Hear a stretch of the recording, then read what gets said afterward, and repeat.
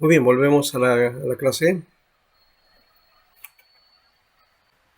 Muy bien, esta primera parte ha sido de alguna manera tocar algunas pautas de algunas confesiones. Como se dan cuenta, algunas tienen parecido más que diferencias, ¿no? Y hay algunas diferencias, por supuesto. La luterana tiene su propia categoría. El concepto, por ejemplo, de los sacramentos, especialmente de la cena del Señor. El otro elemento es el de bautismo, el bautismo de los niños. Am, También las diferencias con respecto a la cuestión del libre albedrío, ¿no? Que tiene otra connotación, ¿no? Diferente a lo que tiene el calvinismo, ¿no? No sé si han visto alguna otra diferencia en eso. Vamos a ir ahora a la confesión de Westminster, ¿no? Hemos mencionado esa confesión que es la que tenemos nosotros. Tiene su catecismo mayor y su catecismo menor, ¿no? Um, no he visto los cánones de Dor, porque los cánones de Dor es posterior, claro, también es otro elemento, pero que nace con eh, el conflicto que se da a partir de los seguidores de Jacobo Arminio, ¿no? Que proponen sus 5 puntos, creo que la semana pasada vimos eso, ¿ya? Y que se propone entonces realizar 5 cánones y a partir de ahí se le llaman los 5 puntos calvinistas. Pero ya hemos mencionado que no es Calvino el que da esos puntos, o sea, no son de Calvino, son posterior a Calvino, ¿no? Y creo que eso hay que definirlo bien para que eh, no se haga esa anacronismo con respecto a esa concesión o a la situación que ocurrió en la época de Dor, ¿no? Y que, bueno, yo lo digo anacronismo, pero que todavía tiene una vigencia. Hoy día hay una lucha, y ya no lo he visto quizás por el tiempo que estamos viviendo, pero en las iglesias hay mucha confrontación con respecto a eso, ¿no? Entre calvinistas y arminianos, ¿no? Y los arminianos son la, los que dominan la iglesia evangélica en Latinoamérica, y no son pues eh, eh, no diríamos no es una fuerza adecuada, porque se tiene ahí el problema, básicamente el primer problema que se tiene ahí es que no se toma a la salvación como una cosa, digamos, eh, ¿cómo digamos? Una salvación permanente, sino que hay una posibilidad de perder la salvación. Eso es lo que define, y por ahí se da el arminianismo. En cambio, la perseverancia de los santos es una clave muy importante dentro de la respuesta que se da a esas digamos, propuestas de Arminio, ¿no? Entonces, la permanencia, la perseverancia de los santos, no hay que confundirlo, porque a muchos se ataca también eso, ¿no? Cuando hablan del hecho de la salvación, y salvo, siempre salvo, ¿no? ¿Ya? Entonces puedes hacer cualquier cosa. No, no se trata tampoco de eso, porque no es el elemento hacer, no es la obra, si haces algo malo o bueno, ¿no? Entonces ahí el arminiano, como que hay una soterrado ocultamente, ¿no? La idea de salvación por obra, o sea, el mérito, ¿no? Tengo que hacer algo bueno para permanecer en la salvación, ¿no? Lo cual no es lo correcto. Y hay que perseverar, no pensando en hacer lo bueno o lo malo, sino perseverar, nada más, perseverar en el Señor. Y lo malo se va a ir desechando en esa perseverancia, ¿no? Porque no podemos evitar ese aspecto, ¿ya? Somos imperfectos, esa es una cuestión ahí que tiene que ver. No estamos hablando de los pecados deliberados, los pecados de intención, que muchas veces se puede cometer, pero que también hay, en todo caso, uno puede pedir perdón, confesar eso y pedir perdón, ¿ya? Entonces no hay la idea de que la gracia de Dios se pierde y después la puedes recuperar y cometes tal cosa, otra vez se pierde y otra vez la recuperas, ¿no? Y ya queda en un carácter medio que parece una rueda, ¿no? No va por ese lado, ¿no? Creo que la seriedad de la gracia es que también hay que tomarla con seriedad, ¿no? Bien, ese es por un lado ese aspecto. Pero por el otro vamos a mirar. Acá tengo yo otra, eh, quiero buscar también aquí la otra, la que tengo aquí con un ratito, ya. Sí, creo que lo tengo por acá. Ya. Aquí está. Me gusta más este material y lo voy a compartir con ustedes. Este es la confesión de Westminster, ¿ya?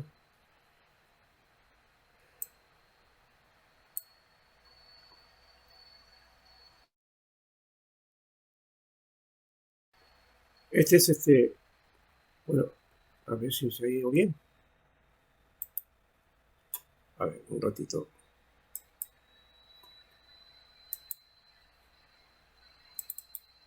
Ya, este es. Le salió el otro. Muy bien, ahí está. La confesión de Westminster tiene 33 capítulos, ¿no?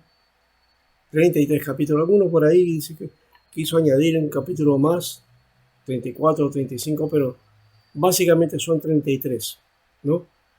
Eh, recuerden eso, ¿no? Son 33 capítulos.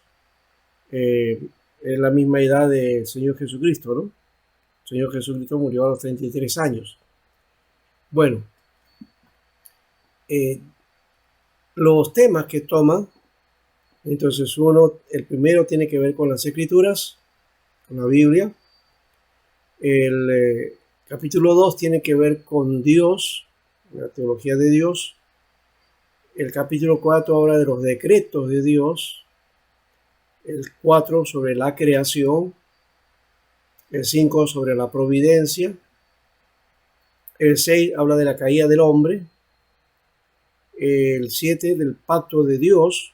Si se dan cuenta, esto tiene una sistematización más concreta en cuanto al contenido. El capítulo 8 habla sobre Cristo como mediador. Capítulo 9 del libre albedrío. Vamos a mirar ahí algunas cosas también, cuáles son las diferencias de las que hemos visto con lo anterior. Capítulo 10 también del llamado o el llamamiento eficaz, ¿no? El llamamiento eficaz es también parte de uno de los puntos, respuesta, ¿no? A los puntos calvinistas, los puntos de Arminio. Capítulo 11, la justificación, el 12, la adopción, 13, la santificación, 14, la fe salvadora, 15, arrepentimiento para vida, 16, las buenas obras, 17, la perseverancia en los santos, otro punto en respuesta a los puntos arminianos. Capítulo 18, la seguridad de la gracia y la salvación, otro también de la respuesta. 19, la ley de Dios. 20, la libertad cristiana y la libertad de conciencia. 21, la adoración religiosa, el día de reposo o del día de reposo. 22, los juramentos, los votos lícitos. 23, sobre el magistrado civil, que también lo tiene la de Escocia. 24, sobre el matrimonio y el divorcio. Ahí hay un tema también bastante curioso con ese aspecto. El 25, la iglesia.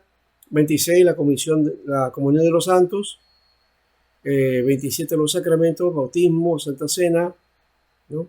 30 la disciplina eclesiástica, 31 los sínodos y concilios, que también lo menciona la escocesa, mencionando cómo se organiza la iglesia, 32 la muerte y la resurrección, y 33 juicio final, ¿no?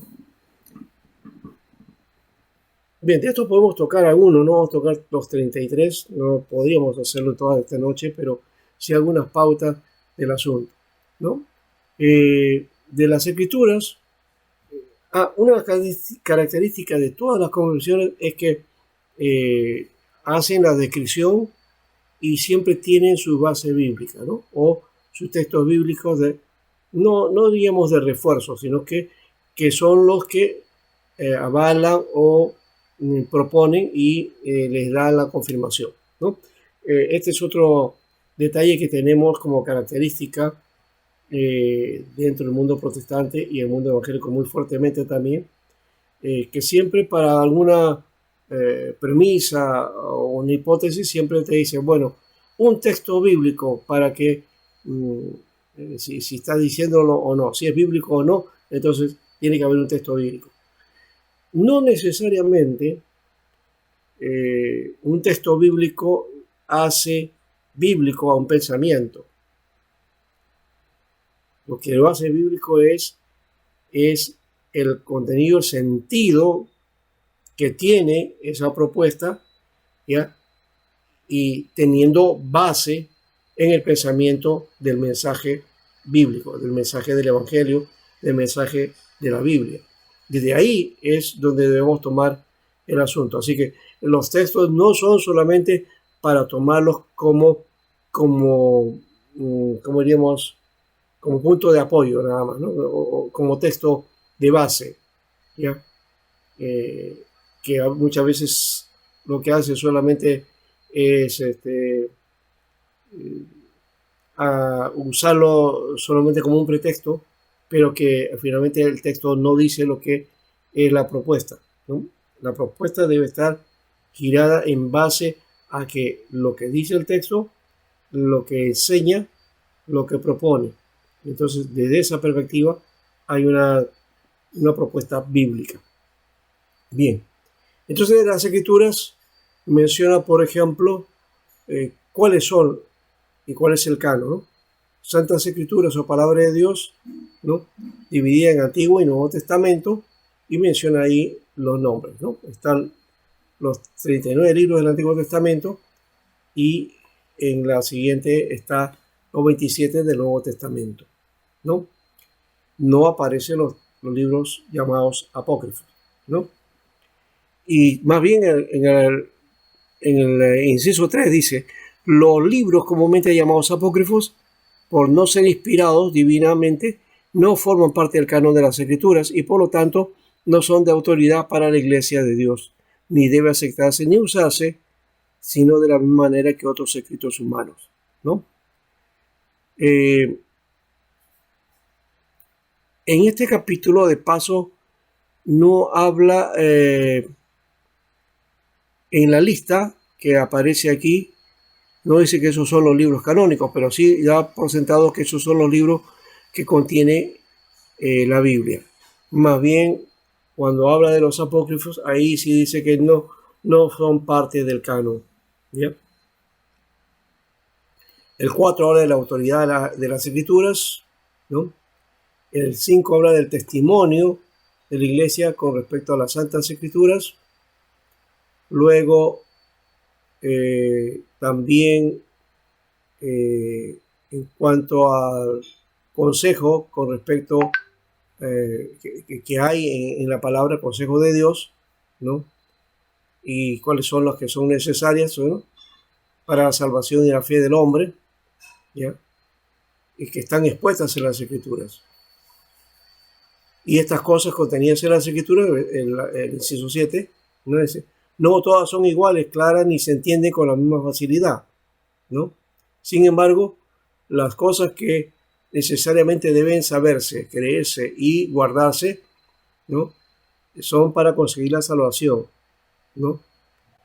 Y estas las declaran, ¿no?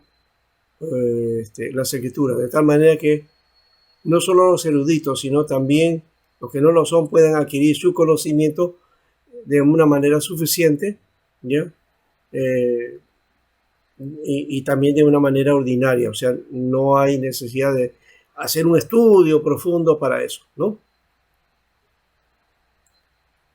Luego el 8 habla del Antiguo Testamento que se escribió en hebreo, ¿no? Y ¿qué más habla acá? Eh,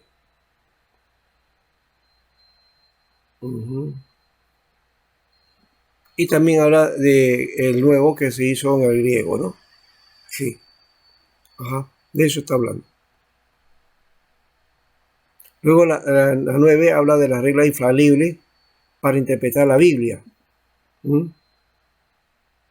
Y la regla infalible es de que la misma Biblia dice, se interpreta, ¿no? Para interpretar la Biblia es la Biblia que interpreta a sí misma.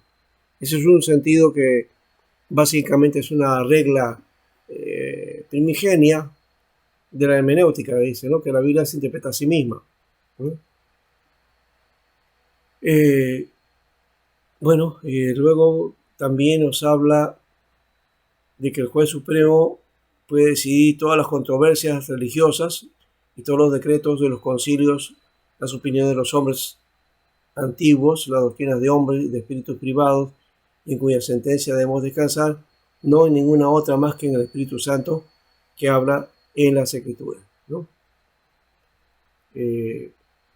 Entonces Dios que finalmente nos debe dar la solución a las controversias que pueden haber. Y luego habla de Dios y la Santísima Trinidad. Bueno, hemos dicho que ahí está la cuestión de la teología propia, ¿no? Que está trabajado aquí. Luego, en cuanto a los decretos, habla de que Dios, desde la eternidad, por el sabio y santo consejo de su voluntad, ordenó libre e inalterablemente todo lo que sucede. Sin embargo, lo hizo de tal manera que Dios ni es autor del pecado, ni hace violencia al albedrío de sus criaturas, ni quita libertad, ni contingencia de las cosas secundarias o de las causas secundarias, sino más bien las establece, ¿no? Entonces le da, dentro de los decretos, le da oportunidad al hombre de manejarse también dentro de lo que viene a ser su libertad o su vida, ¿no? La forma en que pueda desarrollar.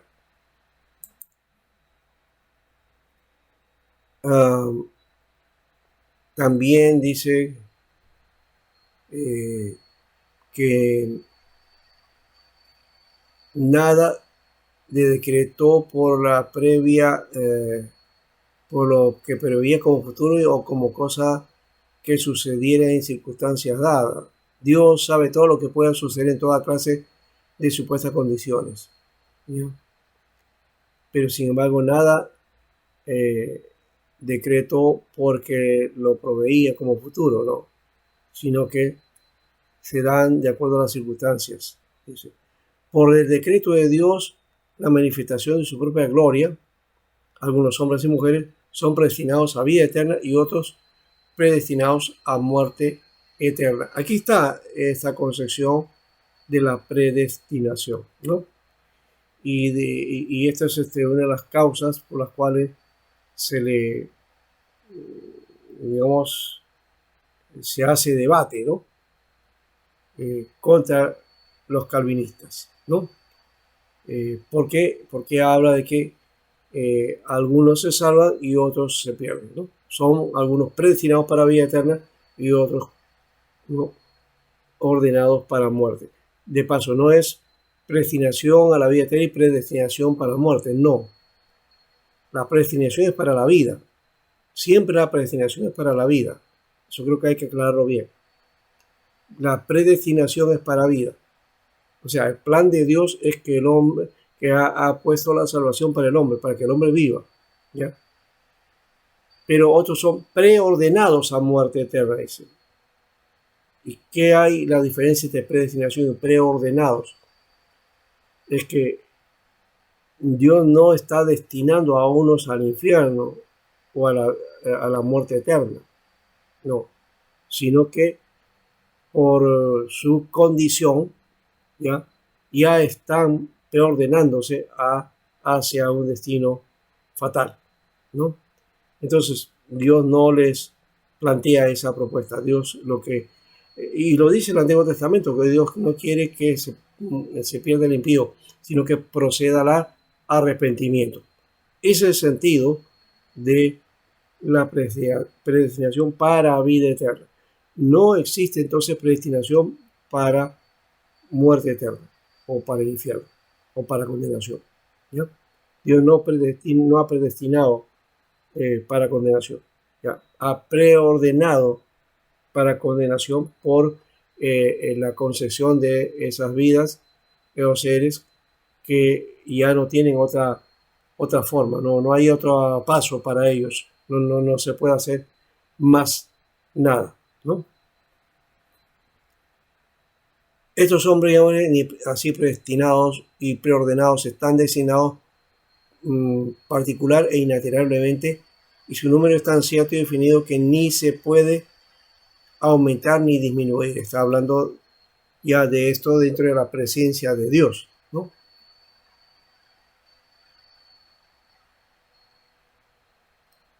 Además, Dios ha predestinado para vida desde antes que fuese puestos los fundamentos del mundo, conforme a su eterno e inmutable propósito y al consejo y beneplácito secreto de su propia voluntad, los ha escogido en Cristo para la gloria eterna. Dios los ha predestinado con su libre gracia y puro amor, sin previsión de su fe o buenas obras, de su perseverancia en ellas o de cualquier cosa en la criatura, como condición de esa causa que le muevan a predestinarlo, y lo ha hecho todo para la alabanza de su gloria, ¿no? De su gracia. Muy bien, entonces creo que este elemento y este capítulo 4 hay entonces el decreto eterno de Dios se plantea desde esa perspectiva, ¿no? Está dentro de esto la predestinación, ¿no?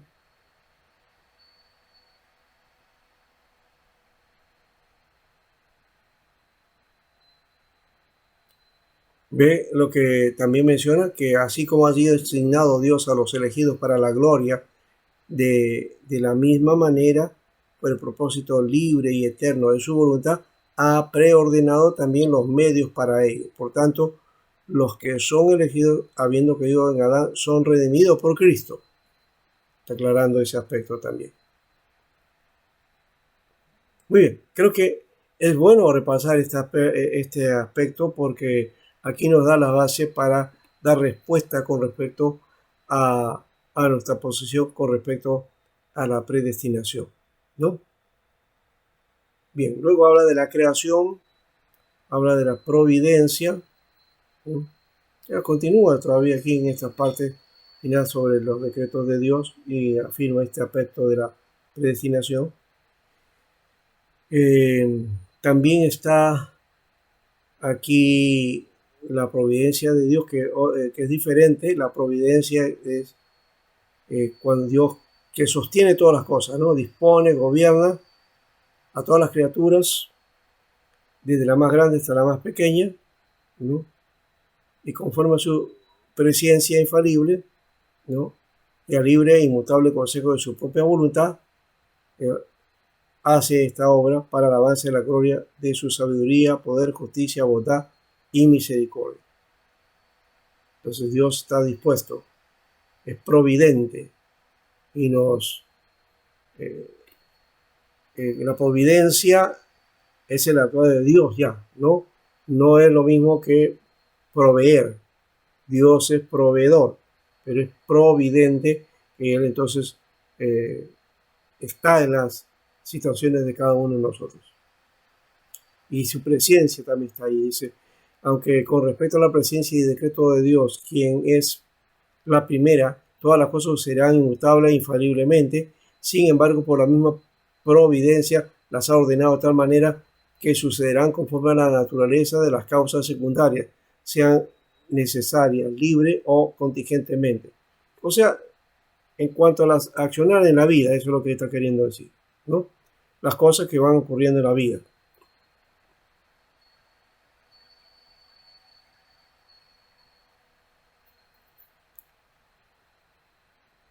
El pacto de Dios con el hombre está en el capítulo 7, ¿no? Esto del pacto también hay que asumirlo de una buena manera. La teología del pacto es una teología que tiene mucho peso, ¿ya? Y que habría que analizarlo, y es un tema que hay que realizarlo como, digamos, como una tarea particular y especial también, ¿no?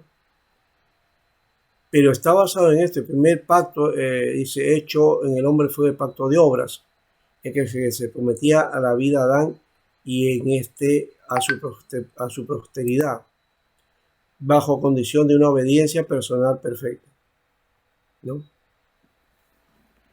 El hombre por la caída, pues rompió el pacto, ¿no?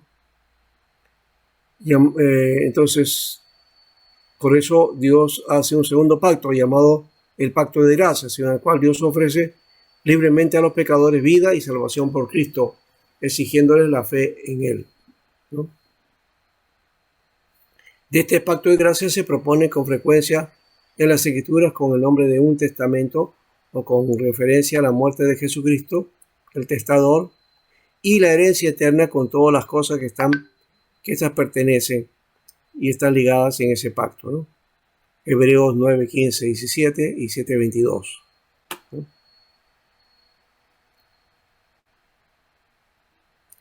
Luego en el 6 dice, en el Evangelio, cuando Cristo, la sustancia, fue manifestado, las ordenanzas por las cuales se ministran este pacto son la predicación de la palabra, la administración de los sacramentos del bautismo y la Santa Cena del Señor, y aunque son menos en número y ministrados con más sencillez y menos gloria exterior, sin embargo en ellas el pacto se muestra a todas las naciones, así a los judíos como a los gentiles, con más plenitud, evidencia y eficacia espiritual, y se le llama el Nuevo Testamento. Con todo, no hay dos pactos de gracia diferentes en sustancia, sino uno, el mismo, bajo diversas dispensaciones, ¿no?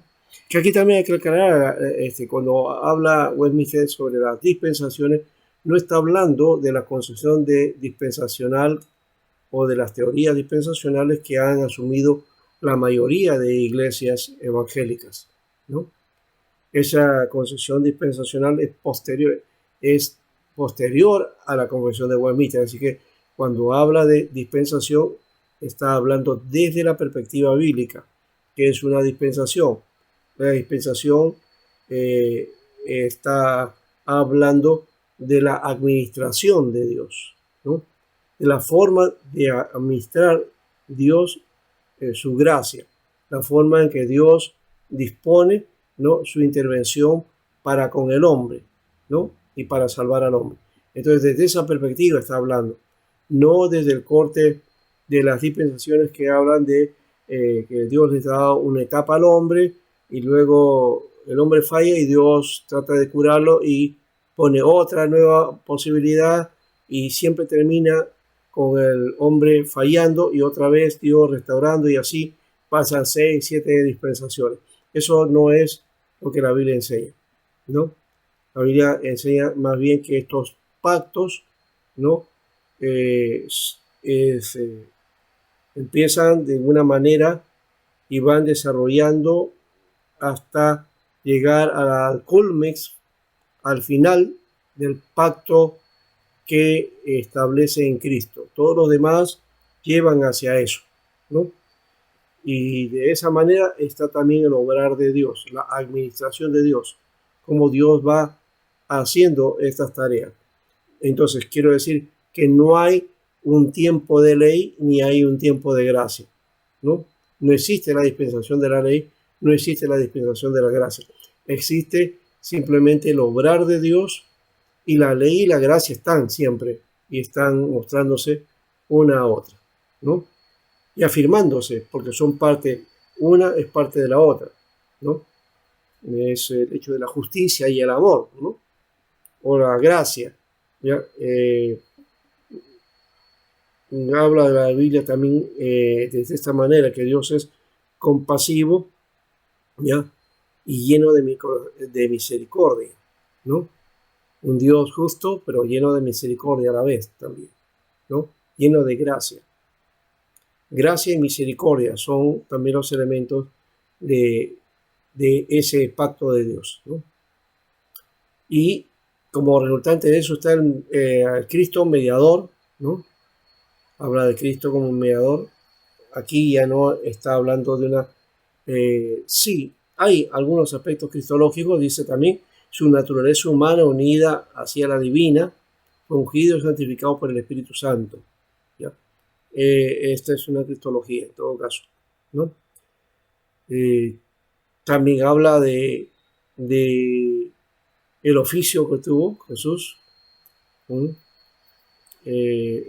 Cumplió perfectamente todo bajo la ley, vino a cumplir todos los detalles, y ahí también hay otro aspecto cristológico, ¿no? También la redención es un elemento cristológico, ¿no? La mediación, la obra de mediación de Cristo, otro elemento cristológico, ¿no? Ahora, del libre albedrío, esa es otra cuestión aquí, libre albedrío. A ver qué nos dice, cómo está este aspecto del libre albedrío. Dice que Dios ha dado a la voluntad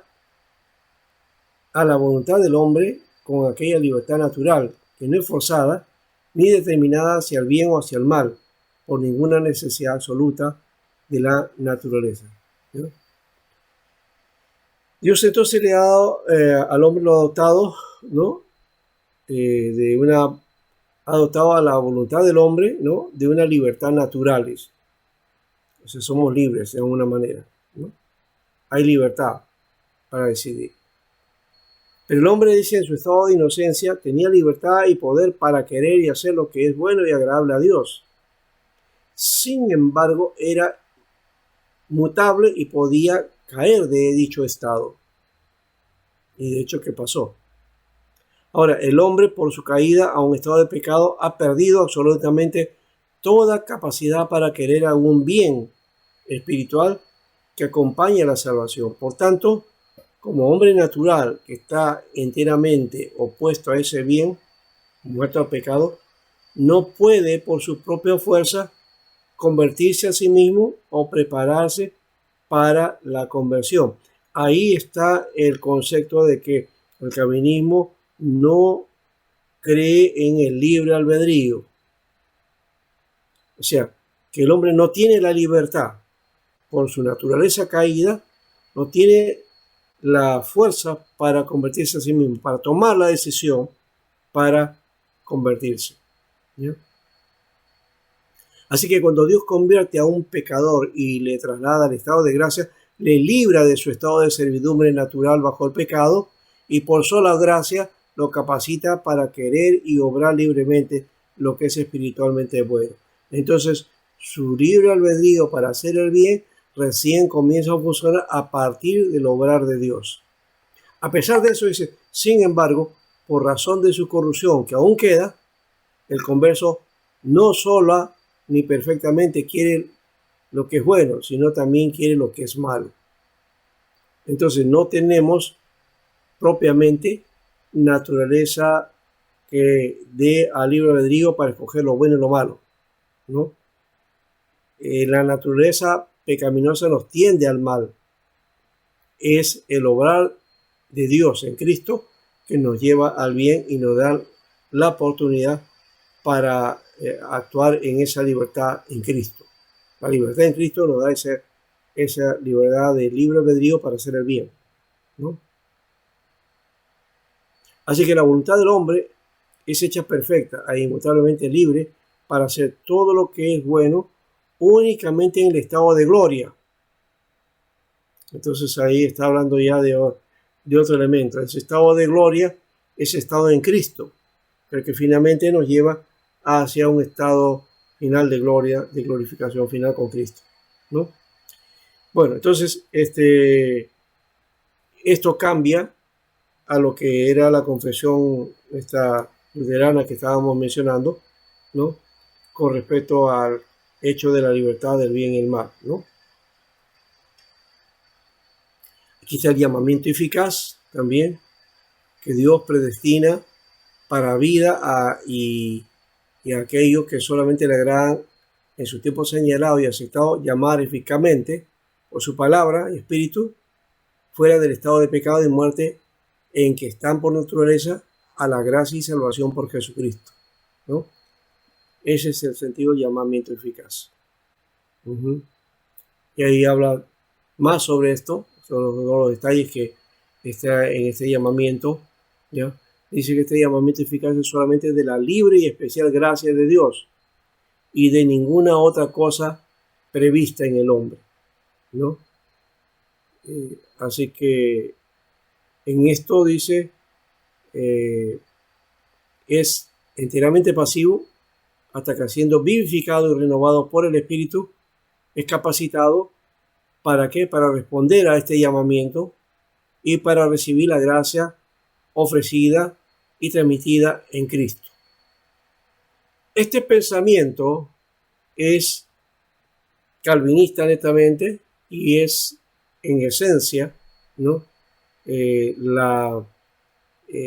Como diríamos, el sentido de lo que, cómo funciona el llamamiento eficaz desde una perspectiva calvinista, ¿no?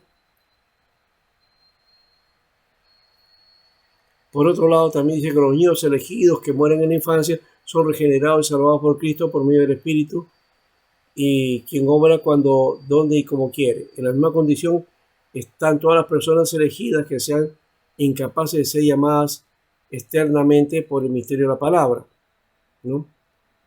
Hace una salvedad de esa perspectiva cuando habla de los elegidos. Los otros no elegidos, dice, aunque sean llamados por el ministerio de la palabra y tengan alguna de las operaciones comunes del Espíritu, sin embargo, nunca vienen verdaderamente a Cristo y por lo tanto no pueden ser salvos. Mucho menos pueden los hombres que no profesan la religión cristiana ser salvos de otra manera, aun cuando sean diligentes en ajustar sus vidas y a la luz de la naturaleza y a la ley de la religión que profesan, afirmar y sostener que lo pueden lograr así. Eso es pernicioso y detestable. Bueno, esto también había que ver quiénes son los elegidos también, ¿no? Nosotros no podemos afirmar quiénes son los elegidos. Dios es el que elige, ¿ya? Entonces, tanto los elegidos, los llamados, los que no y que procuran, bueno, están también y pueden estar en la iglesia, como ya lo hemos visto, creo que en la Confesión de Escocia. Ya, puede suceder eso. Pero aquí también, desde ese pensamiento salta otra cosa, ¿no? Y se puede traducir o interpretar de esta manera.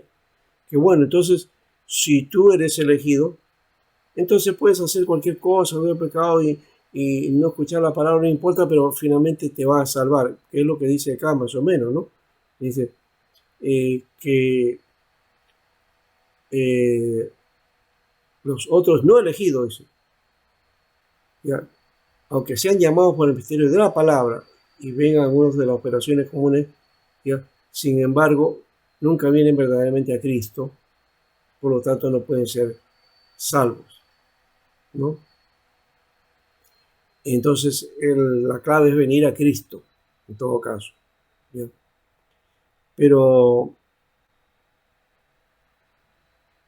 inclusive, dice algunos, también en la condición, dice, están todas las personas elegidas que sean incapaces de ser llamadas eternamente por el misterio de la palabra. O sea, si los elegidos no son llamados por la palabra, al final, por medio del Espíritu son salvos. Bueno, acá hay una cuestión que hay que interpretar en todo caso. Y es donde se hace el conflicto también, ¿no? Que algunos entonces resuelven decir que un calvinista lo que hace es que no importa, pues entonces, cómo te comportes, si ya Dios te salvó y punto, ¿no? Y tú, por más que quieras ser salvo, y hagas todo lo que quieras. Si no estás en la lista, ya no puedes, ¿no? Algo de esto aparece aquí y había que ir afirmando que no es de todo así, porque el llamado de Dios, el llamamiento eficaz, ordena la vida, y no se puede la persona, bueno, porque ya indica que Dios posiblemente lo quiera salvar y no importa, pues sigue haciendo lo suyo. Finalmente, al final, de todas maneras, Dios lo va a rescatar. Creo que eso no es la forma. Podría ser que ocurriera algo así en algunos casos, pero no creo que sea la constante de parte de Dios. Siempre debe ser, y de hecho lo establece eso, que cuando el llamamiento eficaz se da, entonces se escucha la voz de Dios y por lo tanto hay una reacción, ¿no? Hacia esa vida lejana de Dios para venir a Él y Dios comienza a obrar entonces en esa persona. Y creo que desde esa perspectiva ahí se ve claro la elección o la predestinación en esa persona, ¿no? Bueno, está la justificación también, la adopción, la santificación, son temas doctrinales, la fe salvadora, el arrepentimiento para vida. Todos estos son elementos de lo que llamaríamos verdades básicas, ¿no? ¿No? Está ahí como para enseñarlas. Las buenas obras también y la Ah, perseverancia en los santos, ¿no? Eso es otro elemento que creo que afirma en la elección de Dios. ¿Alguien quiere mencionar algo? Pastor, buenas noches nuevamente. Con respecto a la pauta del matrimonio y el divorcio, ¿cómo lo ve nuestra iglesia, no? Porque Ya, yo esto vamos conozco, a verlo. Westminster te dice algo sobre el asunto y vamos a ver, estamos todavía aquí. La seguridad, la gracia de la ujú, salvación, ¿no? Este hecho que nos refiere la palabra esto, acerca de la ley de Dios, también está aquí la palabra, ¿no? Habla de la ley moral también, ¿no? Y por otro lado, de la libertad cristiana y la libertad de conciencia, ¿no? Entonces, eso que llamaríamos libre albedrío en Cristo ahora, ¿no? Nos da la oportunidad de que todo eso está bajo el Evangelio y que ¿en qué consiste? Consiste en su libertad de la culpa del pecado, de la ira condenatoria de Dios y de la maldición de la ley moral, y en ser librado de este presente siglo malo, de la servidumbre de Satanás y del dominio del pecado. De eso es que tenemos libertad, ¿no? La libertad cristiana. Pero también está la libertad de conciencia, ¿no? ¿Y qué sería aspecto de la libre conciencia? Es con respecto a esto, ¿no? Este, eh, el Nuevo Testamento eh, dice que la libertad de los cristianos se ensancha mucho más porque están libres del yugo de la ley ceremonial a que está sujeta a la iglesia judaica y que tiene ahora mayor confianza para acercarse al trono de la gracia, ¿ya? Y ahí tiene que ver también el sentido de la conciencia, ¿no? De la libertad de conscientemente entrar a Dios, ¿ya? Y que solo Dios es el Señor de la conciencia, ¿ya? Y la ha dejado libre de los mandamientos y doctrinas de los hombres, las cuales son en alguna manera contrarias a su palabra, o está al lado de ella en asuntos de fe o de oración. Así que creer tales doctrinas o obedecer tales mandamientos con respecto a la conciencia es traicionar la verdadera libertad de la conciencia. El requerir una fe implícita y una obediencia ciega y absoluta es destruir la libertad de conciencia y también la razón. Entonces, está planteando que la libertad de la conciencia implica no cumplir, ¿no? Con una obediencia ciega, absoluta, radical, ¿no? Legalística. Esa no es la forma, ¿no? También habla del día de la adoración de Dios, ¿no? Del día del Señor, los juramentos y votos. Creo que esto también el magistrado civil, Dios supremo rey, ¿no? Y que él ha puesto también, instituyó a los magistrados, a los gobernantes, ¿no? Y es lícito para los cristianos aceptar y desempeñar el cargo de magistrado cuando sea llamado para ello, ¿no? Eso implica incluso que podemos entrar en política. No es nada malo que también el creyente pueda realizar su tarea pública, pero haciendo justicia, haciendo lo correcto, ¿no? Dice que deben tomar para sí la administración de la palabra y de los sacramentos y el poder de las llaves del reino de Dios, los magistrados civiles. Es deber del pueblo orar por los magistrados, honrar su persona, pagar tributo y otros derechos, obedecer sus mandatos legales y estar sujetos a las autoridades por causa de la conciencia. La infidelidad o la indiferencia de religión no invalida la autoridad legal y justa del magisterio, ni asume al pueblo de la debida obediencia a él, de la cual las personas eclesiásticas no están exentas. Mucho menos tiene el Papa algún poder o jurisdicción sobre los magistrados en sus dominios. Claro, antes sí lo tenía, ¿no? Pero cada magistrario, cada gobernante legisla y está hablando de la obediencia, y esa obediencia tiene que ser, sea un creyente, un gobernante que no es creyente o que puede ser creyente, no te indica ahí de ninguna manera, no invalida eso, ¿no? ¿No?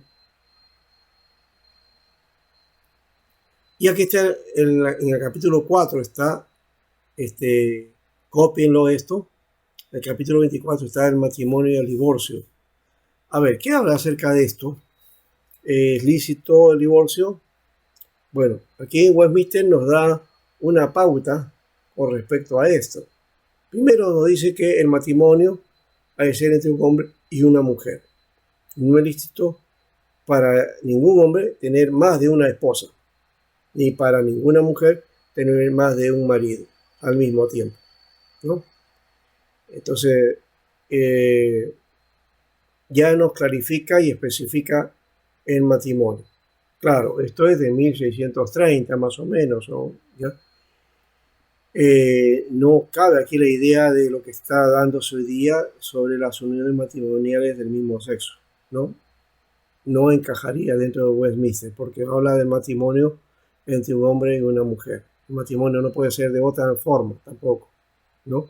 De acuerdo a Génesis 24, Mateo 19, 5, 6, Proverbios 2, 17. Ahora, por otro lado, el matrimonio fue instituido para la mutua ayuda de esposo y esposa, es decir, para juntos vivir la empresa del matrimonio, ¿no? Hacer la empresa del matrimonio, compartir juntos la vida. Y implica la multiplicación de la raza humana por generación legítima, es decir, por los hijos, ¿no? Que son resultantes de ese matrimonio, ¿ya? Y también para la iglesia, ¿no? Y para prevenir también la impureza. No dice mucho acá el Westminster, y eso también el contexto seguramente no lo permitiría, que habla acerca de la intimidad y el gozo, ¿no? Que eso es lícito y es normal para la pareja. O sea, que un hombre y una mujer también se casan para disfrutar el hecho matrimonial. Y eso también lo dice Hebreos y lo dice otro pasaje ahí, me parece Pablo también con respecto a eso. Entonces que es natural y que es una bendición, ¿no? El unirse, la pareja, eso no es nada malo. O sea, que quiero decir que la relación íntima, la relación sexual no es mala entre esposo y esposa, ¿no? No es aberración. Aberración es hacerlo fuera, ya cuando no se hace de una manera legal, cuando no es una manera correcta. Es decir, no está alguien que se une a otra mujer, tiene relaciones, ¿no? y no son esposos, ¿no? Ahí hay un quebrantamiento. Y no estoy hablando de una relación, sino que viven en intimidad, ¿no? ¿No? Recuerden, se trata, como dicen uno, una golondrina no hace un verano, ¿no? A veces se comete ese hecho, si bien no está correcto tener relaciones, ni una siquiera, eh, cuando uno no está casado, pero de hecho que es el acto sexual como, como una convivencia, como una vida, ¿no? Continua, ¿no? Eh, teniendo esposa o teniendo una mujer, ya eso no es correcto, ¿no? Ahora también dice, es lícito para toda clase de personas casarse con quien sea capaz de dar su consentimiento con juicio. No hay que apremiar, no hay que, como le llaman, presionar a nadie para que se case, ¿no? Sin embargo, ese es deber de los cristianos casarse solamente en el Señor. Y por lo tanto, los que profesan la verdadera religión reformada no deben casarse con los incrédulos. Acá es bien drástico en el contexto de la época también, ¿no? El hecho de no casarse con no creyentes, que no sean de la iglesia. Y aquí sería pues de la iglesia reformada, ¿no? Y por eso dice, tampoco con papistas, ¿ves? O sea, con católicos. O con otros idólatras, ¿no? O paganos sería en este caso, ¿no? Ni deben los que son piadosos unirse en yugo desigual, casándose con los que notoriamente son perversos en sus vidas y que sostienen herejías detestables. Entonces ya está diciendo la diferencia. Solamente se pueden casar entre creyentes. Yo dije entre reformados, porque así Westminster es de firme, pero diría entre creyentes, ¿no? No necesariamente reformados tampoco, ¿no?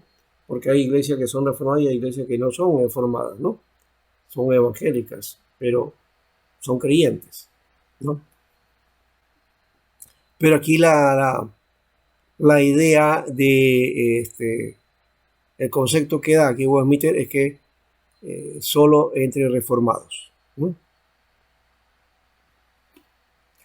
Ahora, también, por otro lado, dice que el matrimonio no debe contraerse dentro de los grados de consanguinidad o afinidad prohibidos en la palabra de Dios, ¿no? La Biblia dice que creo que no se pueden casar entre primos, ¿no? Hasta la tercer grado, creo es, más o menos. Tampoco, ni pueden tales matrimonios incestuosos legalizarse por ninguna ley de hombre, ni por el consentimiento de las partes, de tal manera que esas personas puedan vivir juntas como marido y mujer, ¿no? Bueno, hasta ahí más o menos el asunto. En cuanto al adulterio o la fornicación cometidos después del matrimonio, siendo descubiertos antes del casamiento, da ocasión justa a la parte inocente para anular aquel compromiso. En caso de adulterio después del matrimonio es lícito por la parte inocente promover su matrimonio y después de este puede casarse con otra persona como si la parte ofensora hubiera muerto. Aquí está la clave de lo que estaba mencionando tu hermano Éfeso, creo que está hablando con respecto a este asunto del divorcio, ¿no? Westminster permite bueno, no promueve, pero sí permite el divorcio, ¿no? Está en la Confesión de Westminster, ¿no? Y está en dos formas. Una dice que el adulterio o fornicación cometido después del compromiso y siendo descubierto antes del casamiento, dice, da ocasión para que la parte inocente anule el compromiso, ¿ya? Y si en caso adulterio, anula el compromiso, entonces ya, bueno, ahí no hay problema, ¿no? Entonces anula eso, queda en libertad y de comprometerse con otra persona. En caso de adulterio, dice, después del matrimonio, ¿ya? O sea, cuando ocurre el adulterio, alguien, una de las partes, comete adulterio, ¿ya? Dice que es lícito para la parte inocente promover su divorcio. No siempre hay parte inocente y parte culpable. Los matrimonios no siempre funcionan así, ¿no? No funciona eso de este es bueno, este es malo. La vida no es así. Tiene tus matices. Pero de todas maneras, el que tiene menos, o sea, aquel que, digamos, no ha provocado el hecho, sino que es afectado por la conducta del otro o de la otra, ¿no? Entonces, dice que ese puede entonces consentir en el divorcio. Bien, y el consejo es que después de eso puede casarse con otra persona como si la persona ofensora hubiera muerto.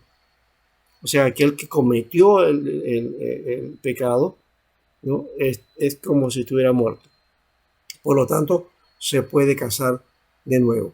Eso lo afirma y está, aquí está Mateo 1, 18 al 20, Mateo 5, 31 al 32, Mateo 19, 19, que es lo que interpreta específicamente este hecho, y Romanos 7, 2 al 3, ¿no? Ahora, para ir terminando esa parte, dice, aunque la corrupción del hombre sea tal que le haga estudiar argumentos para separar indebidamente a los que Dios ha unido en matrimonio, sin embargo, nada sino el adulterio o la deserción obstinada, que no puede ser remediada ni por la iglesia ni por el magistrado civil, es causa suficiente para disolver los lazos del matrimonio. En este caso, debe observarse un procedimiento público y ordenado, y las personas involucradas en él no deben ser dejadas, en su caso, a su propia voluntad y discreción. ¿Qué está queriendo decir con esto? Que, claro, lo que voy a decir, eso no estaba no era el concepto ni la idea que practicaban en esa época. Hoy, por ejemplo, los divorcios generalmente, las parejas que se separan ¿por qué? Por incompatibilidad de caracteres.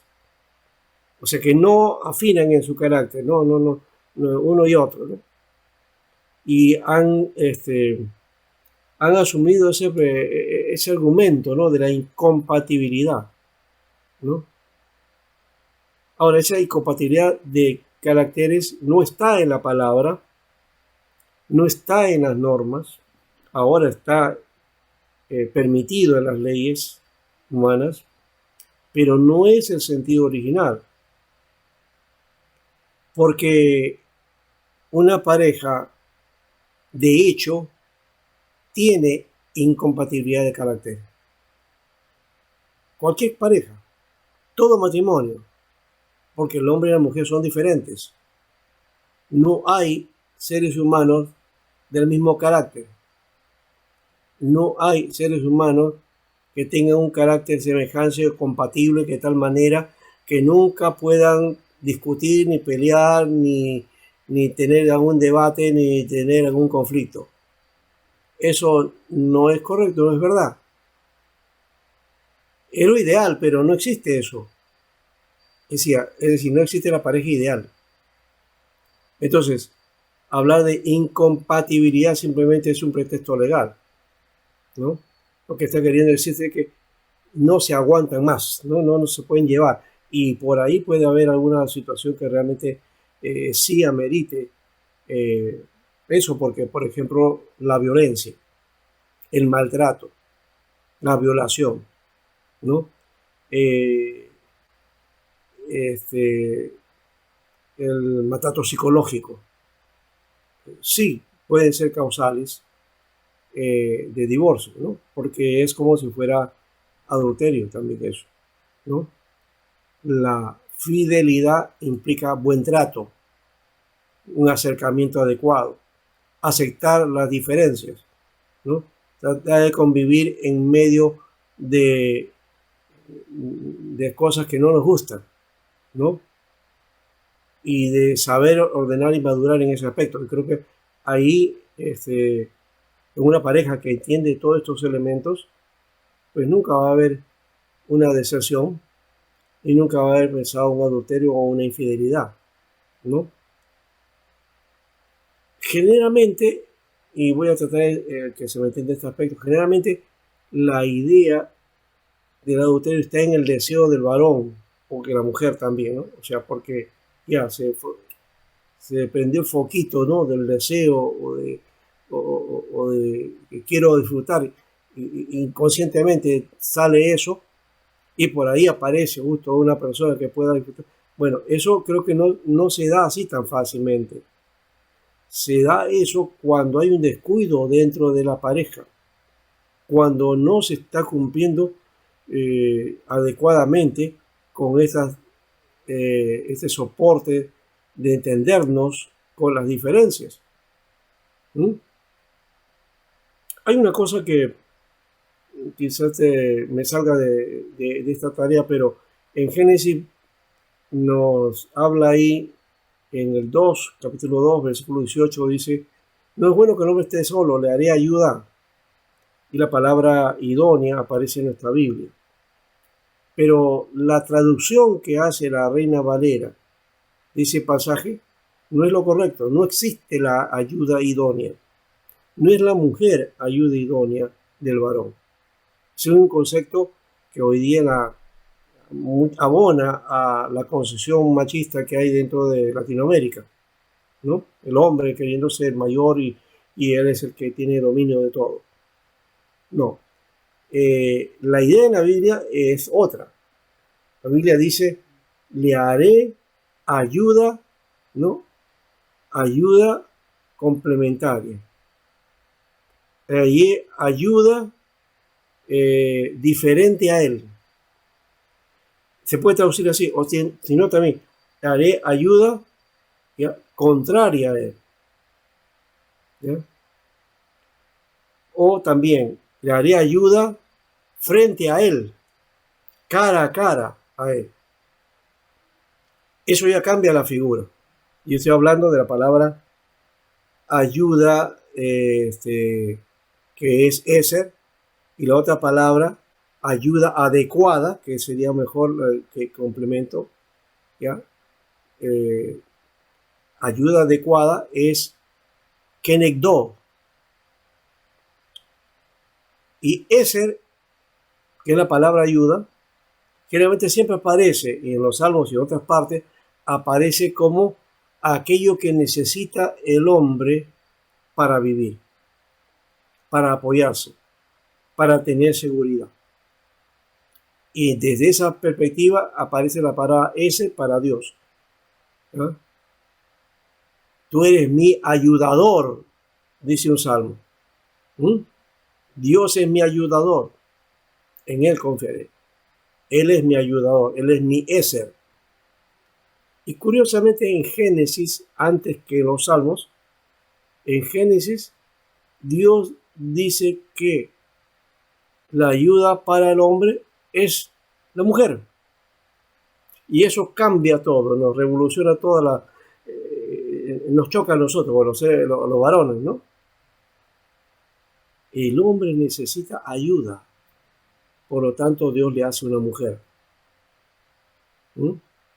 Y ojo, también no es para aprovechamiento, no, es que Dios sabía, ¿no?, que el hombre lo hace con su deseo, no sé cuánto, por eso necesitaba de ella mujer, porque el hombre solo no puede vivir, ¿no es cierto?, porque si no, mire las hormonas y todo lo demás, ¿no? Y no puedo por eso, no, eso es una falsedad, esa es una concepción que se nos ha puesto desde la Edad Media con respecto al sexo. La Biblia habla de dominio propio, de capacidad de dominarnos y dominar el cuerpo y también dominar los deseos y poder entonces utilizar nuestro deseo natural de la intimidad en el tiempo adecuado y en el tiempo que sea que Dios disponga, ¿no? Entonces nadie se va a morir por no tener sexo. Eso es una mentira que nos han inventado, ¿no? Y hoy mucho más con una sociedad tan sexuada, donde todo es, ¿no? El sexo es como, bueno, tengo hambre, pues también quiero tener sexo, y eso Eso no es así. Sexo no es ¿cómo digamos? Un, un gusto vital, ¿no? Lo vital es comer, ¿no? Asearse, limpiarse, ya, muy bien, pero el comer sí es un hábito necesario, pero el sexo no. Eso tiene para su tiempo, para su momento, ¿no? Entonces, la concepción aquí entonces es que si no caminan bien y se descuida el uno al otro, por supuesto entonces por ahí el varón buscará otro apoyo o ella buscará otro apoyo y ahí viene el asunto de la infidelidad y del adulterio, ¿no? Bien, entonces hay que tener ese cuidado, ¿ya? Y, y solo que, ya hemos dicho, o sea, el ambiente de la cultura nos puede provocar más bien a eso, si eso es verdad, ¿ya? Y por lo menos tenemos esa tendencia a por ahí, alguien puede, como dices, sacar el pie del plato y finalmente provocar una situación de crisis en el matrimonio, que no necesariamente debe llevar al divorcio, porque debe haber una restauración también. Hay la oportunidad de hacerse eso. Y si se puede, y si se da, en buena hora, ¿no? Pero si no, pues queda en la libertad y la otra persona, la que no falló, pues también puede rehacer su vida, no tiene por qué estar esclavizada hasta el final, ¿no? Eso es lo que Westminster nos menciona aquí. ¿Ya? ¿Te he respondido, hermano? En cierta manera, pastor, yo lo quería comentar un caso particular. Es por eso que fue mi pregunta. Sé de una Ya, iglesia en la que el hermano fue infiel a la hermana, ¿no? Entonces, la esposa del ya, pastor le recomienda, un tanto como consejería pastoral, ¿no? La esposa del pastor le recomienda, le dice que la culpa es de ella y que ella tiene solamente que orar por su esposo, porque su esposo va a estar con ella, ¿no? Entonces, la hermana hizo eso, sufrió dolor en su corazón porque se sintió culpable, ya que ese fue el consejo. Regresó con su esposo y después de cierto tiempo su esposo la volvió a engañar y nuevamente la misma consejería pastoral, ¿no? La esposa del pastor le dice que es culpa de ella y que tiene que orar. ya. Entonces, no sé si necesariamente se maneja así Bueno, en las eso que tú, iglesias. eso que tú dices es muy recurrente, lastimosamente, en la consejería pastoral. Creo que los pastores deberíamos estar uh, entrenados con respecto a esto, porque generalmente le echamos la culpa a la mujer por por la falla del hombre. ¿Y en qué sentido? Dice, es que es falla tuya porque tú no le estás brindando gozo, es que no estás cumpliendo con el deber matrimonial. Y cuando él quiere, pues tú tienes que estar. Y no es así tampoco. No es así. O sea, ahí estamos aplicando otra vez una concepción machista, ¿no? ¿Cómo es posible que eche la culpa a la mujer, que ella tiene la culpa, cuando el que tiene la culpa de eso es el varón? Entonces, ahí está fallando la pastoral. Me parece que hay que tener mucho cuidado. No es tan fácil el asunto por ahí, ¿no? Sí, Eh, es necesario tener cuidado de entender también que los dos son seres humanos, ¿ya? Y que no hay dominio de uno de otro, ni que la mujer entonces tenga que disponerse para el deseo del varón. No es que la Biblia dice eso. Sí, la Biblia dice eso en Génesis porque el hombre pecó. El deseo será para tu marido, eso. Pero eso no significa, eso es en el estado de pecado. En Cristo no es así. amén. Ambos tienen que cumplir el deber conyugal, ¿correcto? Sí, Pablo lo dice así. Tienen el deseo ambos, únanse, ¿no? Y no es solamente la mujer la que tiene que estar dispuesta, también el varón, todos, juntos, ¿no? No solamente la mujer tiene que estar sujeta a que el varón cuando quiere, y ella cuando desea, ah, de repente qué cosa le está pasando a ella, y hasta la trata como si fuera qué cosa, una mujer de la calle, dice, ¿cómo estás queriendo eso? No, es que es el deseo natural de la mujer. También ella desea, igual que el varón, ¿no? Solamente que tiene su propia naturaleza, su naturaleza femenina. Y por lo tanto, el varón también tiene que agradar a la mujer. Ambos tienen que agradarse el uno al otro. ¿Correcto? Entonces, yo creo que aquí hay que trabajar un poco con consejería matrimonial. ¿Ya? Sí. Yo siempre aconsejo la tarea de Esconfa, por ejemplo, de mi amigo Alberto, bueno, el apellido de él no me acuerdo ahorita, dirige Esconfa, ¿ya? No, se llama Luis Guisada. Luis Guisada, estoy confundido con su hermano que se llama Alberto, ¿ya? Luis Guisada. Y él trata este tipo de cosas, por ejemplo, ¿ya? Y trabaja con matrimonios. Y ha hecho muy bien, está haciendo un trabajo muy excelente con respecto a la familia también. Entonces necesitamos un poco ampliarnos desde esa perspectiva. Entonces, no ver a la mujer como un instrumento de placer para el varón. Cuidado, estamos santificando una figura que no es bíblica. ¿Ya? Ambos deben estar para la unión y para el goce. ¿Ya? Muy bien. Y de hecho tiene que haber ordenación en todas las demás cosas también, juntos y compartir, y aún con las diferencias, pues ir afirmando el hecho del matrimonio. ¿Eso qué quiere decir? Que lo idóneo se va formando en el camino, con los años se va formando la idoneidad. No es que es idóneo cuando uno se casa, entonces, ya es mi otra parte, mi media naranja. No existe la media naranja, ¿no? O en todo caso, la única media naranja es la media que te pones de color naranja, ¿no? Pero después, la media naranja que partes, en todo caso te tienes que comer la mitad o te la comes entera. Pero es tu oportunidad, pero no es que ella es tu media naranja y yo soy media naranja, no. No hay no existe esa concepción en la Biblia, ¿ya? Cada uno es un ente particular, un hombre y una mujer. Son individuos particulares, individuales, ¿ya? Pero que se unen y se consideran en una cosa, y este elemento no lo puse.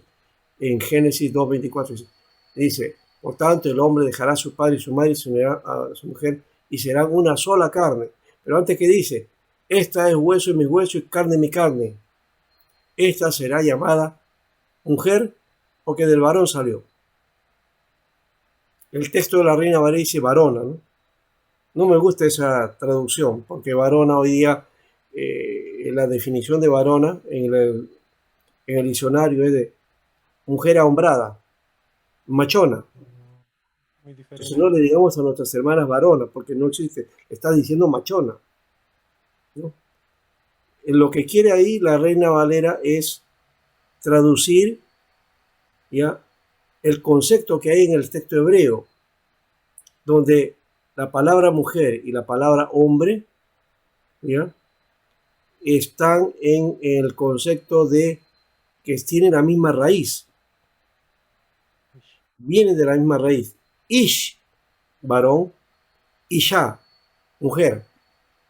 En castellano no tenemos ese concepto. En inglés sí hay men, women, ¿no? Pero en el castellano no, ¿ya? Entonces hay que ver esa cuestión, que somos de la misma naturaleza. Ahí no está hablando de una condición sexual. Está hablando de que somos de la misma naturaleza, ¿no? El varón y la mujer son iguales. Es lo que está diciendo ese texto. No hay diferencia, ¿ya? Más bien, cuando dice en Génesis 1, 26 y 27 que hagamos al hombre conforme a tu imagen, y dice que Dios creó al hombre, ¿no? A su imagen y semejanza los creó, varón y hembra los creó. Ahí sí hay una diferencia. Ahí utiliza la palabra sacar y nekebat. Sacar, varón, o sea, hombre sexual, ¿no? Es decir, el varón con sexo. Y nekebak, ¿no? Mujer, ¿no? Femenina. Entonces, del otro lado, sería sacar, sería lo masculino, y nekebak, lo femenino. Eso es lo que está queriendo decir el texto. A imagen de Dios los creó, varón y hembra los creó. Masculino y femenino lo hizo. ¿Ya? Pero en el 2, 24, 23, 24 dice de otra manera, está hablando de que Ish y Ya son de la misma naturaleza, ¿no? Y eso habla de igualdad. Habla de igualdad. Entonces, tanto la mujer como el hombre valen igual para Dios, ¿no? No hay diferencia, ¿no? Bueno, eso es solamente un añadido para este asunto de Westminster, en todo caso, ¿no? Gracias, pastor. Ya. No sé si los demás han visto esa situación o cuál ha sido la forma de arreglar la situación con respecto a esto, ¿no? A un problema como este que está mencionando Jefferson.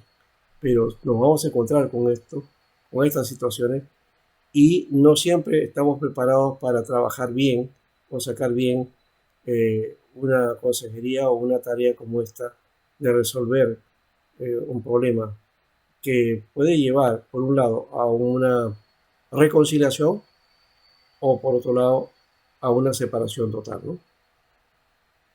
Bueno, capítulo 25 habla de la iglesia, del bautismo también, el capítulo 28, aunque creo que por aquí hay otro, ya, me pasé del capítulo, creo. La comunión de los santos también, los sacramentos, también, los sacramentos, que son dos también aquí. Si hay en cada sacramento una relación espiritual o unión sacramental entre la señal y la cosa significada, de donde llega a suceder que los hombres y efectos del uno atribuyen al otro. Solo hay dos sacramentos, instituidos por Cristo nuestro Señor. Son el bautismo y la cena del Señor, ¿no? Ninguno de los cuales debe ser admitido sino por un ministro de la palabra legalmente ordenado, ¿no? Y ahí viene la tradición de que solamente los pastores ordenados bautizan y y también ministran la Santa Cena. Y aquí está entonces el bautismo que se da aquí. A ver, en cuanto a los niños, que dice, el elemento externo que ha de usarse en este sacramento es agua, con el cual debe ser bautizada la persona en el nombre del Padre, del Hijo y del Espíritu Santo, por un ministro del Evangelio legalmente llamado para ello. Aquí dice, no es necesario la inmersión de la persona en el agua, sin embargo se administra correctamente el bautismo por aspersión o efusión de agua sobre la persona. Westminster entonces propone que sea por aspersión y que también puede ser por inmersión. No dice que no sea, dice no es necesaria la inmersión. O sea que sí se puede hacer por inmersión. Felipe Cristópe ha asumido aquí en el Perú bautizar por inmersión. Pero también se hace por aspersión. También se hace, ¿ya? Cuando los hermanos quieren hacerlo de esa manera, no hay problema. Tienen el mismo valor. La inmersión como la aspersión tienen el mismo valor. La forma no limita el sentido y el acto, ¿no? Acá también dice, no solo han de ser bautizados los que han hecho los que de hecho profesan fe en Cristo y obediencia a Él, sino también los niños, hijos de uno o ambos padres creyentes. Entonces un niño pequeño, chiquitito, también puede ser bautizado, ¿no? Eso lo dice el Westminster. Hay otras confesiones que solamente bautizan adultos, ¿no? En las confesiones protestantes hemos visto que sí, los niños sí son tomados en cuenta para el bautismo. En cuanto a la cena del Señor, aquí se pone que el sacramento, entonces, los elementos o los que son básicamente los elementos son símbolos, ¿no? Acá está. Esta doctrina que sostiene un cambio de sustancia del pan y del vino, la sustancia del cuerpo y de la sangre de Cristo, llamado comúnmente transustanciación, por la consagración de sacerdotes o de algún otro modo, es repugnante no solo a la escritura, sino también a la razón y al sentido común. Echa abajo la naturaleza del sacramento y ha sido y es causa de muchísimas supersticiones y además de una grasa idolatría, ¿no? Entonces está en contra radicalmente sobre el acto eucarístico, ¿no?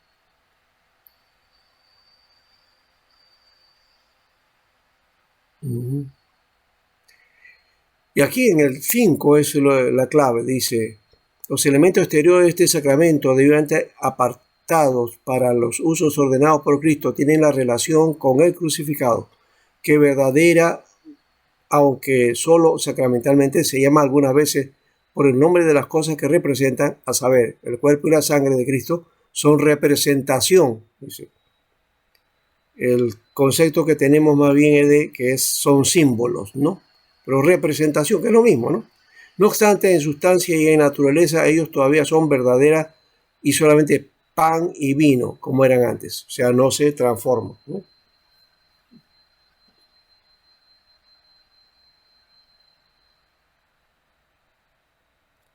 En cuanto a los que participan, dice, de los momentos visibles, también participan interiormente por la fe de una manera real y verdadera, aunque no carnal ni corporal, sino alimentándose espiritualmente de Cristo crucificado y recibiendo todos los beneficios de su muerte.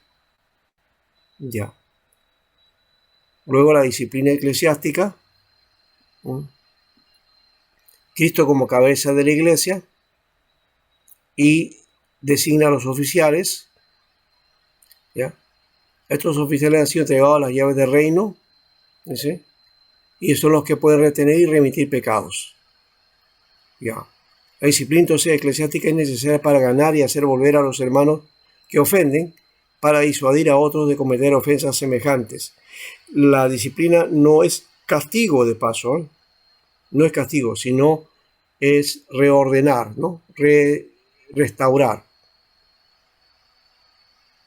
Así que dice, los oficiales de la iglesia deben proceder a la amonestación o para la suspensión del sacramento de la Santa Cena por un tiempo y por la excomunión de la iglesia según la naturaleza del crimen y la ofensa de la persona. Aquí se habla de la excomunión también, ¿no? O sea, la expulsión de una persona que ya no se ha arrepentido en todo caso, ¿no? No hay signos o frutos de arrepentimiento. También está lo de los sínodos y concilios. Nosotros no utilizamos ni sínodos ni concilios, usamos presbiterio, ¿no? Presbiterios o asambleas de presbiterio. Pero estos son los nombres que algunas iglesias sí la utilizan, ¿no? Las iglesias reformadas sí utilizan estos nombres, sínodos y concilios.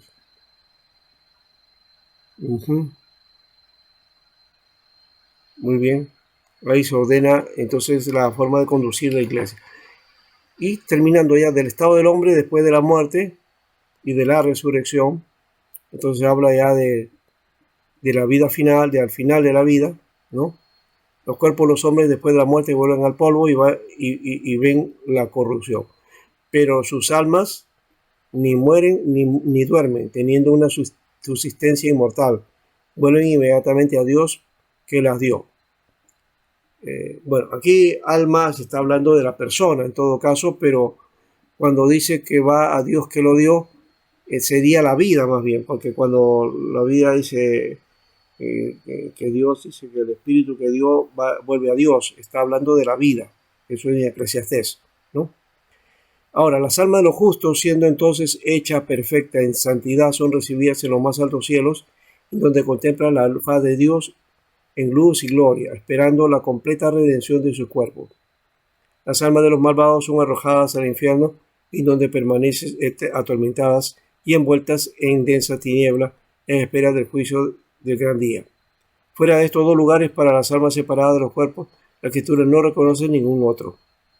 O sea que no hay una idea de un estado intermedio, o parece dar a entender eso, pero un estado intermedio es bastante complicado también tratar de trabajarlo, ¿no? Y bueno, también viene el juicio final, ¿no? También habla de que los que se encuentren vivos en el último día no morirán, sino serán transformados. Los cuerpos de los injustos por el poder de Cristo resucitarán para deshonra. Los cuerpos de los justos por su espíritu para honra. Serán hechos entonces semejantes al cuerpo glorioso de Cristo. Y en cuanto al juicio final, Dios estableció un día en el cual juzgará al mundo con justicia por Jesucristo, a quien todo poder y juicio es dado por el Padre. En tal día no solo los ángeles apóstatas serán juzgados, sino también todas las personas que han vivido sobre la tierra comparecerán delante del tribunal de Cristo para dar cuenta de sus pensamientos, palabras y acciones y para recibir conforme a lo que hayan hecho en cuerpo, sea bueno o malo. No hace diferencia entre el trono blanco y el tribunal de Cristo, ¿no?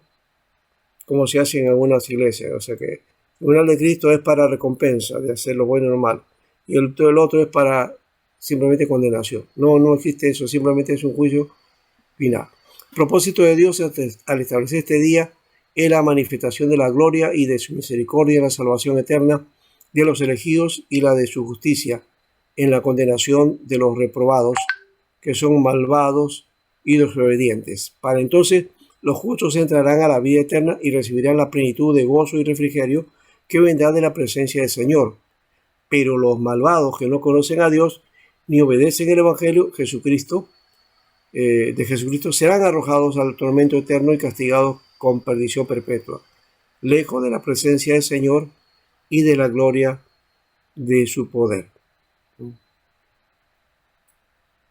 Bien, y finalmente dice, así como Cristo quiso que estuviésemos ciertamente persuadidos de que habrá un día de juicio, tanto para disuadir a todos los hombres a pecar, como para el mayor consuelo de los piadosos en su adversidad, así también mantendrá ese día desconocido para los hombres, para que se desprendan de toda seguridad carnal y estén siempre vigilando, porque no saben a qué hora vendrá el Señor, y estén siempre listos para decir, ven Señor Jesús, ven pronto. Amén.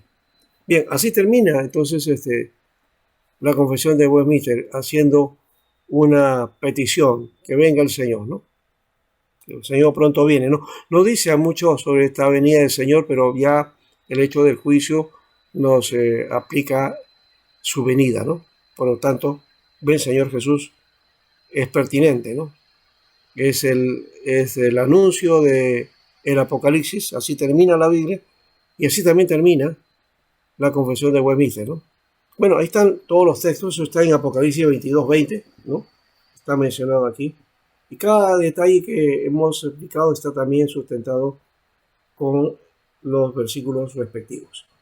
Bien, creo que hemos hecho un viaje relámpago, hemos terminado los 33 capítulos, era increíble, lo hemos hecho, pero no hemos tocado todo de todas maneras, pero creo que hemos tocado los más saltantes. Ahora los dejo a ustedes para que den su opinión con respecto a lo que hemos indicado. Westminster es el completo, es el vigente y es el que tenemos que tomar en cuenta. Los otros son complementarios en todo caso y les he dejado a ustedes su material para que ustedes lo revisen y los vean también y los confronten con la confesión de Westminster, ¿no? Muy bien.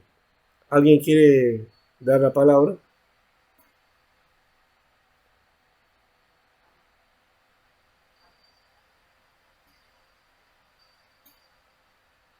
Pastor, muchas gracias por todo lo que nos ha brindado. Sé que es mucho, ¿no? Y en tan poco tiempo no se puede abarcar todo. Y muy interesante, ¿no? Muy interesante poder escuchar la explicación de cada uno de los capítulos, ¿no? Esa parte del divorcio también, también muy interesante, ¿no? Yo pensaba que cómo ya en esa época ya prácticamente tenían una doctrina en ese sentido más avanzada que lo que muchas iglesias lo tienen hoy, ¿no? Y parece que el mundo evangélico más bien en ese sentido retrocedió y no se adapta todavía a los nuevos tiempos tampoco, ¿no? Ujú. En los reclamos que la sociedad y no solamente me refiero al tema del divorcio, el machismo y todo lo demás, ¿no? Pareciera que no se ayorna, ¿no? La iglesia evangélica, ¿no? Justo Sí. recordaba, así, sin ánimo de extenderme, un caso que vi en una iglesia donde una mujer que era la cuidadora del local, ¿no? Había vivido 4 años en el local de la iglesia y vivía con su marido que era inconverso. Y todo el mundo se enteró, ¿no? Que la mujer vivía con el marido, pero el marido tenía otra mujer, o sea, era bígamo. Y ella había ido con ese problema de bigamia a la iglesia pidiendo consejo y lo que le dijeron es, tú tienes que orar, tú tienes que esperar, no importa, sigue con tu marido, tienes que esperar en el Señor. Y la mujer 4 años viviendo en bigamia, viviendo en la iglesia, por un consejo realmente bueno, terrible, ¿no? Entonces, eso me hizo reflexionar bastante, ¿no? Gracias, gracias, pastor. Y otra cosa también, y tú ya que has mencionado este aspecto, el concepto de matrimonio, el concepto sobre divorcio y todo esto, lo tenemos esta costumbre muy arraigada del pensamiento católico, o sea, no es evangélico el pensamiento evangélico, viene del catolicismo, porque es el catolicismo el que prohíbe el divorcio. Y lo hace no por el acto del matrimonio en sí mismo, sino porque el acto, es un sacramento de la iglesia. Y como un sacramento, los sacramentos no se pueden quebrar, no se pueden quebrantar.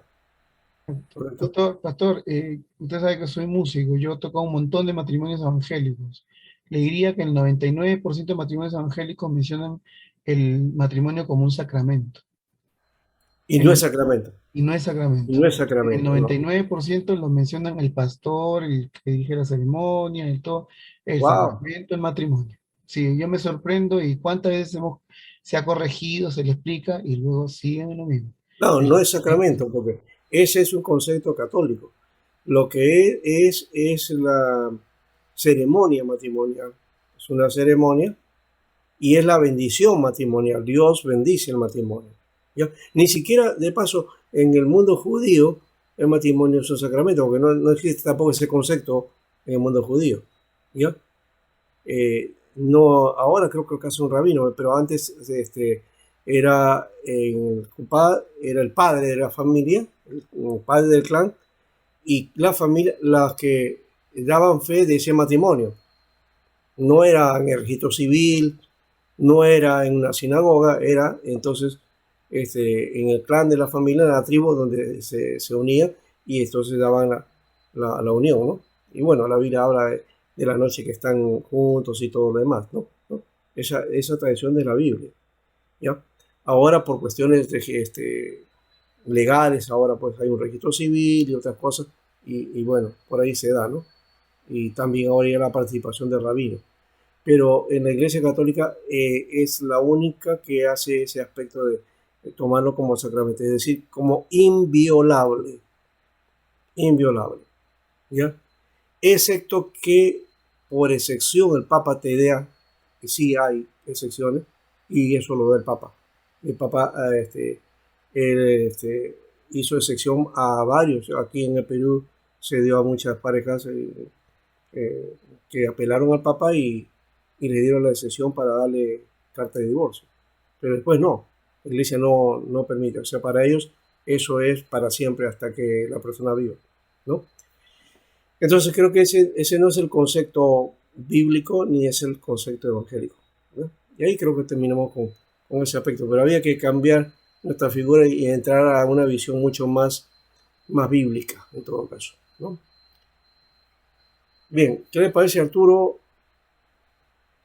Está por ahí nuestro, uno de los pastores de Pucallpa. Esta es la última clase conmigo, ya, porque ustedes van a tener ya con los pastor que continúa, van a tener también su otro curso, ¿no? Bien, Arturo. Bien, pastor, buenas noches. Qué bueno de escuchar muchas cosas lindas, ¿no? Que ha explicado sobre mayormente la Confesión de Westminster. Y es interesante lo que él piensa, ¿no? Lo que pensaba. Ujú, Y a pesar que tiene un gran orden en toda la enseñanza, eh, como decía el hermano Eduardo, ¿no? Que todavía no hemos entendido de esa forma, ¿no? Entonces, y quizás los presbiterianos un poco, pero las demás iglesias son bien, bien cerradas en este aspecto, porque no sé mayormente por qué dice la Biblia o no dice la Biblia, pero lo cierto es de que qué importante es escuchar. Por ejemplo, a mí me gusta escuchar así como usted, pastores grandes, ¿no? Que hablan, que tengan un pensamiento, que tocan un tema, que puedan ver ese punto de vista. Yo también acá muchas circunstancias he atravesado a través del tiempo. El problema grande es justamente el divorcio, el matrimonio. Y ujú. lo que en verdad yo no sabía dónde recorrer, pero lo cierto es que me iba a la Biblia y miraba la Biblia, qué consejos pudiera dar, cómo puedo solucionar este problema. Esta pareja ya viene a pedir un consejo para, ya están separándose, ¿qué debo de decir? Bueno, doy gracias a Dios que siempre he usado la Biblia y gracias a Dios hasta el momento ningún matrimonio se ha separado, más bien se arreglaron. Qué bueno. De lo que ya estaba para terminar, no había nada, entonces orando, poniendo la mano de Dios, entonces, y después, bueno, se volvían de nuevo a confirmar, a solucionar sus propios problemas. Como dice usted, a veces no es a veces solamente por infidelidad, sino a veces por cositas, ¿no? De Mm, incomprensión, ¿no? De pensamiento, de gusto, de forma. Y mm. eso no habla la Biblia. Tú dijiste en antes que eso no existe en la palabra, en la misma conversación, ¿no? Al acepto por una infidelidad todavía, ¿no? Ujú. Pero entonces, a mí me ayuda, ¿no? Como acá tú sabes, acá los de la selva son bien, ahorita quieren disolver el matrimonio, ¿no? Mm, Entonces, es bien duro, acá es bien duro este caso, pastor, mm. pero ahí escuchando, ¿no? Entonces también yo me conforto, me animo más, como digo, de todo lo que pudiera haber enseñado, dicho y más se aclara, ¿no? Estoy más aclarando, se está aclarando el concepto general de lo que debemos tener como cristianos o líderes o pastores, como decía el hermano, ¿no? He escuchado también en algunos consejos totalmente errados en verdad, que mal aconsejado y que muchas veces tenemos ese pensamiento de poder hacer convivir a una persona que está sufriendo y seguirle, ¿no? Qué bueno, pastor, gracias, muy bien, me anima, un buen curso. Y esperemos, pues, como dice, que es tu última clase o tiene más, tenemos No, claro, este es el curso, me toca a mí, son 2 semanas, ¿no? Ustedes ya, tienen que hacer de paso, tienen que hacer un trabajo sobre las ajá, confesiones. Entonces tocar quizás algún artículo, algún tema que les interese y lo establecen. Yo les espero aquí a me envían, digamos, ¿no? Me lo envían por el WhatsApp, me envían sus trabajos, ¿ya? Que no sea ya, un pues, trabajo de más de 6 o 7 páginas, ¿no? Sobre el tema que ustedes desean trabajar, ¿no? De las durante confesiones. los dos temas que nos has enseñado. De lo que he visto en las 2 clases, ¿no? De las 2 clases. ¿Ya? Entonces, Ya, pastor. sobre eso da. Le voy a enviar también la Catecismo Mayor y Catecismo Menor de la Confesión de Westminster. ¿Ya? Ya, Es importante también tenerlo, ¿ya? Y también les voy a enviar, en todo caso, hay un curso de enseñanza bíblica, ¿ya? Que se llama Cimientos, ¿ya? Que es de Pastor Cabriones. Son 3 libros. que se pueden utilizar como verdades básicas, ¿no? ¿Ya? Ujú. Pero también con el catecismo mayor y menor, el mayor es para los adultos y el menor es para los niños, ¿ya? También se puede hacer clases, ¿no? Y de esa manera enseñar también la doctrina reformada, ¿no? La doctrina presbiteriana, ¿ya? Porque creo que es necesario, no se da mucho en las iglesias esto, la utilización de estos materiales, pero deberíamos hacerlo en todo caso, porque si se llama reformada o presbiteriana, pues tiene que tener ese carácter también, ¿no? ¿No? Amén. Ya, muy bien, gracias, Pastor Arturo. Nunca le Amén. dije a usted que Gracias, y yo pastor. tengo también mi nombre, mi segundo nombre es Arturo, ¿ya? Así que somos tocayos, ¿ya? Gracias, pastor. Sí, algunos me dicen Luis Alberto, yo soy Alberto Arturo, ¿ya? Ah, bien, Así que, sí, sí, sí. ¿Ya? qué Son bien, de pastor. largos, pero ahí estamos. Muy bien, Amén. Carlos ya mencionó, participaste, Jefferson también con sus preguntas. Pastor, Pastor Lincoln también nos está muchas acompañando, gracias, pastor. ¿ya? Sí, Que sí. también nos Solamente está- decirle que muy buena explicación, pastor, y que bueno, hay varias iglesias que sí manejan el tema del matrimonio y la separación con con una vista un poco más contemplativa, ¿no? Por ejemplo, la iglesia presbiteriana, por lo que hemos visto el día de hoy, también la iglesia coreana, también Asambleas de Dios, también y algunos ministerios, en Argentina también, las Asambleas de Dios, no así las Asambleas de Dios del Perú, ¿no? O sea, Ujú. hay varias iglesias que de alguna forma han tratado de entender y comprender un poco la situación, ¿no? Que pasan muchas personas, ¿no? Y también poderlo también en el sentido de restauración, tanto también al varón como a la mujer, ¿no? Eso Sí, es así algo es. Bueno, interesante también porque normalmente lo que sucede es simplemente la separación, ¿no? Pero no de solamente la pareja, sino la separación del ministerio, separación a todo, ¿no? Y sí, sí, eso he podido observar que hay varias iglesias que tratan de ayudar, ¿no? De restaurar. Gracias, pastor, sí, por el tema, muy bueno. así es. Aún no restaura, pero la mayoría de las denominaciones evangélicas fuertes aquí, de corte arminiano, son las que cuando un hermano o un ministro se divorcia, entonces simplemente lo sientan y no permiten que desarrolle ministerio, ¿no? Esa es una concepción que hay, no, no está en la Biblia ese aspecto, pero así se trabaja, ¿no? Pero en la presbiteriana no hay ese elemento y pero también depende de qué tradición también hay, ¿no? Eso también es otro elemento, no solamente porque es presbiteriana, hay algunas presbiterianas fundamentalistas que no aceptan tampoco, ¿no? Entonces eso hay que tener cuidado. Y algunos, pues, por ese motivo también tienen que salir fuera del país y todo eso, ¿no? Yo conozco muchos hermanos que están fuera y que aquí no podían hacer ministerio pastoral, están fuera y están haciendo ministerio pastoral en otro lugar, en otro país, y lo están haciendo muy bien, ¿no? Ya con su situación arreglada, ya haciendo otra situación de vida también, pero sirviendo al Señor, ¿no? He visto varios casos así, ¿no?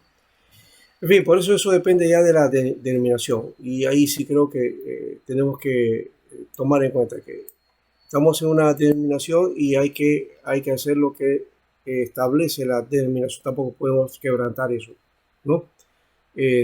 Pero creo que aquí en la IPCRISTOE, por lo menos con respecto a esto, se ciñe a Westminster, ¿ya? Westminster es la clave en ese aspecto, ¿ya? Y bueno, hay que también tomar en cuenta en todo caso también en los estatutos, ahí los estatutos de la IPCRISTOPE están también todo lo que es la convención doctrinal, ¿no? Que básicamente es la de Westminster, como hemos mencionado, ¿ya? Pero que debemos tomarlos en cuenta. Eso es parte propio de lo que todo pastor de la IPCRISTOPE debe tener, ¿ya? Como fuente, como base para su trabajo pastoral y para su ministerio en la iglesia, ¿no? Muy bien, entonces ahí queda, entonces solamente quedamos en que no se deben olvidar de aquí, a ver, les doy fecha mejor, ¿ya? Hoy día es 14, ¿no? Le doy 3 semanas hasta el 4. La semana del 4 de abril para arriba me deben estar entregando entonces un trabajo, ¿ya? Un trabajo sobre las confesiones, ¿no? Entonces, indaguen, busquen, ya le voy a dar también la confesión, el catecismo mayor y todo lo demás, entonces que pueda servir a ustedes como base para su trabajo, ¿ya? Muy bien, ahora sí, nos despedimos, Dios les bendiga. Hoy día sí Gracias, nos hemos quedado un poquito más tarde, pero creo que vale la pena. Sí, sí, bendiciones. bendiciones, Ya, pastores, bendiciones. bendiciones. Bendiciones, hermanos. Nos Bendiciones. vemos. Ya, hermana, bendiciones. Todo tuyo. Bendiciones, pastor Sancho. Ya, Carlos, pastor.